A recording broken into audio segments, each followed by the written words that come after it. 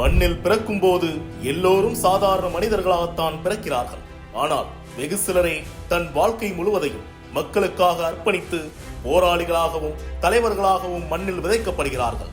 அப்படி சாதாரண மனிதனாக பிறந்து தன் வாழ்நாள் முழுவதும் மக்களுக்காக போராளியாக வாழ்ந்து நூற்றாண்டு கண்ட மாபெரும் தலைவராக மறைந்திருக்கிறார் தோழர் நல்லக்கண்ணு ஐயா அவர்கள்.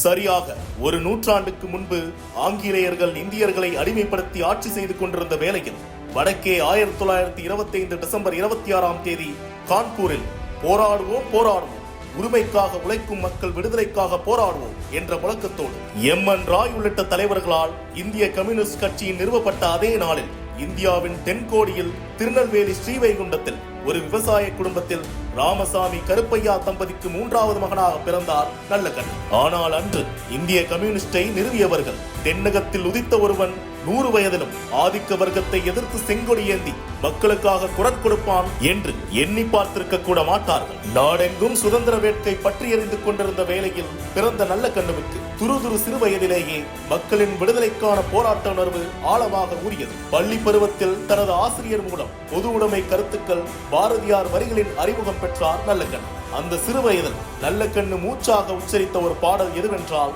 என்று துணியும் இந்த சுதந்திர தாகம், என்று மடியும் எங்கள் அடிமையின் மோகம் என்ற பாரதியார் பாடல்தான். சிறு வயதில் தன் ஊரில் காந்தியை நேரில் பார்த்தது முதல் பள்ளி பருவத்தில் ஒரு காந்தியவாதியாக இருந்த நல்லக்கண்ணுவுக்கு அவரின் ஆசிரியர் பலவேசம் மூலம் கம்யூனிச கருத்துக்கள் நுழைந்து அவரை கம்யூனிஸ்டாக மாற்றியது.